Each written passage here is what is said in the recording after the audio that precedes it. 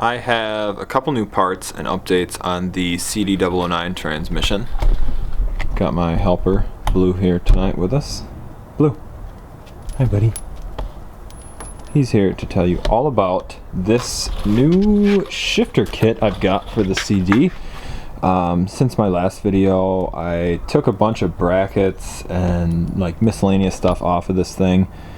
I painted it just because it was looking kind of rough. This actually, I can't remember if I said or not, technically came off of a 2006 Infiniti G35. A little bit higher miles, but it was cheap enough to take a chance on it. That's some of the junk that I pulled off of it. In the last video, this shifter bracket thing was still on here. It's pretty humongous. I believe it's exactly the same for a 350Z or a G35. All this bracketry stuff's the same. Bunch of the stuff, I don't even know what it is, but it's mostly like just little clips and stuff that would like help locate wires and whatever else, hoses and stuff like that. Some random like weight balance thing. I assume that's for vibration or something. It's all rusty junk. So what we have here, I've already opened the box obviously. I was told by a friend who has this same shifter and who has tried at least one other one with his CD009 that the only way to go is with this SerialNine is the name of the company. And this is the new shifter, or the shifter relocation kit, whatever you want to call it. It definitely feels like a pretty nice piece of hardware. I might throw it on the trans tonight. I gotta get this, whatever you call that thing, off first.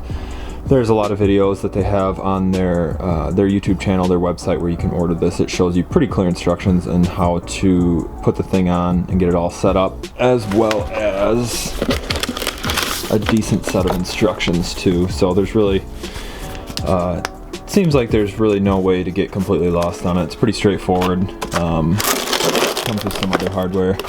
I'm not sponsored by these guys or anything like that. I just figure it's part of the build, part of the swap, so I would do at least a little bit of documentation on it. So I'm not really going to film the complete process of me like trying to install this thing. I mean, I'm just going to kind of be fumbling through it as it is. Really all I'm doing is just referencing the YouTube video that they put up to install it myself, so I'm just going to get it on the trans. Should look pretty good with the freshly painted, all set up. It's just about ready to go. I got an adapter kit on the way to make it actually fit with the RB. Shaved down a few casting high spots, like right there. You can kind of see where it's like smoothed out. There's a little bit of a high spot there. I was just worried it may have a little bit of clearancing issues in the tunnel. These little brackety things I didn't really need, so I kind of ground those down a little bit. And then for the most part, I'm thinking everything else should be fine. Can't remember what that black sensor is, but there's a sensor on the other side for reverse. I've got a connector pigtail thing coming that'll allow me to use my wiring specialty harness that's already in the Z with the current trans. I'll just splice that in and then I'll be able to get my reverse lights working with this transmission. It's really the only sensor I could think that I would need with this, since I have a GPS speedometer with the speed hut gauges that are in the car, so I don't really have any use for any sort of speedometer cables or anything like that. Alright guys, so I got the SerialNine shifter on. I also took a few days here in between. Shifter install went kind of okay. This trans obviously is a used one. I had a couple issues with some stuff being seized onto it, but overall it went pretty well. I'm super happy with the way the shifter feels. Super tight, close gear ratios. I put it on one of my Instagram stories just to kind of show you. It's hard to show because the whole trans wants to move around as I'm trying to shift, but this shifter does have a reverse lockout, which right there should be reversed. Otherwise feels really good, so I'm excited about that. I've got a couple more parts that I need to order, which will include a new throwout bearing and the sleeve collar thing for the throwout bearing. I'm going to get a new slave cylinder as well. And onto another important project that I don't think I really brought up on YouTube at all, but last fall I went to the drag strip. I don't think I have actually any footage from that, but went to the drag strip and had a pretty good time, but I was doing two-step launches and had a lot of wheel hop every time. I think I made 4 passes and it was on the 5th, or maybe it was 3 and it was on the 4th. All of a sudden, car no go. It just sort of revved to the moon and nothing in the driveline. So at first I thought maybe it was something related to the clutch. Wasn't really sure. I mean, kind of in the spur of the moment, I had no real idea. Had Kyle come and pick me up with his trailer. So we pushed it onto the trailer, and it wasn't until I got home and got the car wheeled into the garage that we realized that the drive shaft was still spinning and the rear wheels weren't. So at that moment I pretty much knew, or had pretty good suspicion or reason to believe, that the rear differential was busted in one way or another, which would make a lot of sense just based on the amount of thrashing that I was putting it through. For those of you that don't know, it's a factory style Longnose R200. This one in particular came out of a 280ZX. It has the 390 gear ratio. It's right there on the floor. There we go. And I have CV axles from a Z31 paired up with it. I have a whole video on those. It's one of my older videos. I kind of ramble on in it, probably in the same way I'm rambling on in this video. But the splines, I believe these are 29 tooth, maybe? They plug right into a R200 diff. If you look up in some older forums, there's a lot of write-ups about this. Swapping bearing cages, some people say you got to use shortened axle shafts. There's a lot of back and forth on what exactly works and what doesn't. I just did the CV bearing cage flip and plugged them in and they work. Obviously you need a special little adapter flange. You can get those on a few different websites nowadays. I took the diff apart last night and found that it had sheared a couple bolts off of, or bolt heads that hold the carrier to the ring gear, which I think there's like maybe 10 or 12 of those that hold it on altogether.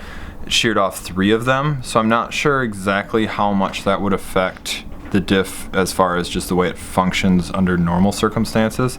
But the car would not move either rear wheel. But as I was pulling the axles out, I snapped the driver's side CV axle. So that's no good. And it, as far as I can tell, without taking it apart, it seems like the passenger side axle is okay. But I have heard, maybe I was talking to a couple people, that if the wheels don't have some sort of equal load on them, that neither will turn with this type of limited slip. This is the OBX helical type. Not really sure how it works. I just know that it does something. Some sort of input goes in. Wizardry happens and a limited slip comes out both ends, but not anymore. These are a couple of those bolt heads that sheared off. Other than those bolt heads, it seems like it's in good shape, so this may actually be savable. Obviously that axle is another story. I probably could buy axle shafts, but they're like $500.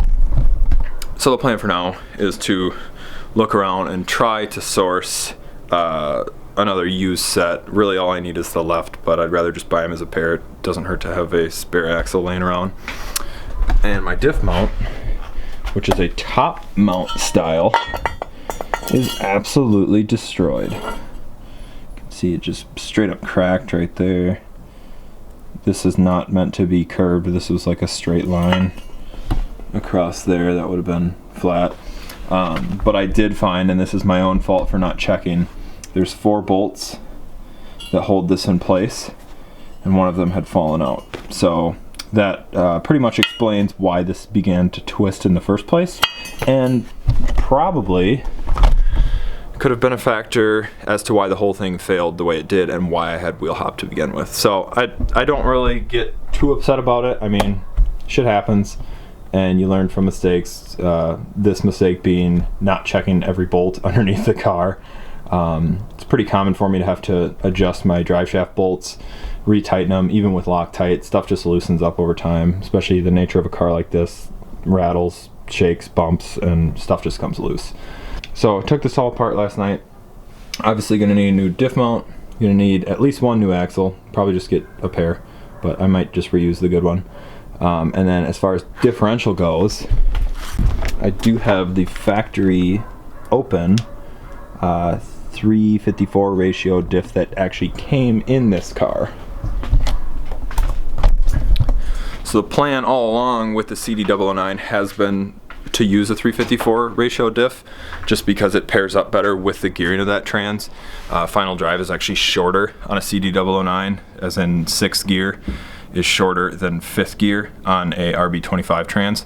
So if I stuck with the 390 ratio with a CD009, I would actually lose top end and my RPMs would go up, my cruising RPMs would go up. So I didn't really want that. And a 350Z is actually paired up with a 354 diff. So it should work relatively like a factory CD009 would have had. So I think combined with the very small tire diameter that I have on this car, it should be a pretty good matchup and it should drive pretty well.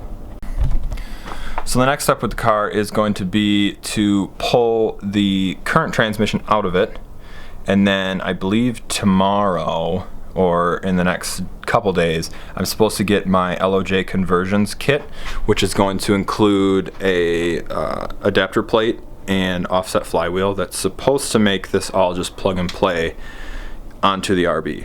I'm not sure exactly how much modifying I'm going to have to do to the tunnel of the car. It should be pretty minimal, seeing as I've already cut out quite a bit just to make the RB trans fit. As far as I can tell, I'm not positive yet, but I think I'll be able to use my McKinney transmission mount with the CD009. I'm just going to have to relocate it slightly on the car, but it should, I think, bolt up to this trans as well as it does to the RB25 trans. So that'll save having to purchase that. The only other thing I can think of at the moment is my drive shaft, which took a little bit of a beating during that whole differential fiasco. When the diff mount twisted, it kind of made contact with some parking brake cable stuff and bent up some linkages, and it looks like they came in contact with the drive shaft. I don't think it's anything major enough to actually be an issue with it. It's just obviously aluminum, so it fairly soft material. It's not really like deep gouges or anything. It just kind of whacked it just a little bit. That's probably what the noise was that I heard when it initially broke and the truck was towing me off the track, was the drive shaft just hitting that parking brake stuff. So that's not a huge deal. I may try to sell this drive shaft. I don't know how feasible it is to try to lengthen it because it has to be retubed. That's going to be it for this video, guys. I just wanted to give you a little bit of an update, let you know that I am still actively working on this project and I intend to film all of it, or as much as possible at least. It might not be a step-by-step tutorial, but I'm hoping at the very least it'll give somebody watching a good idea of how to actually do a project like this. And for those of you who don't even have a Z car, I appreciate you guys watching too, as always. So as usual, thanks for watching. Stay tuned. Sorry if there's a little bit of a gap between videos here. I just kind of film as parts come in and as I take stuff apart. Currently, we're getting close to the phase of starting to put stuff back together, which is probably actually going to take, well, maybe not longer. Just depends on how soon parts come in and how soon I can afford to continue to buy parts. But we're kind of nearing the end phase of having to order stuff. I have most of the big components sorted except for that drive shaft.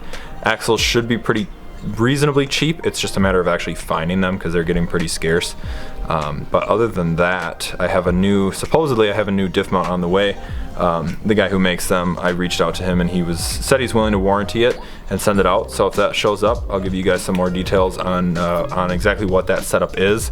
I'm actually a really big fan of it, and I really do think the only reason it failed was because I just obviously happened to be missing that one bolt, which I would pretty much expect any part to fail if it weren't fastened down properly, especially on 500 horsepower cars on a sticky drag strip. So thanks for watching, guys. Stay tuned and I'll be sure to update you with more videos. Till next time.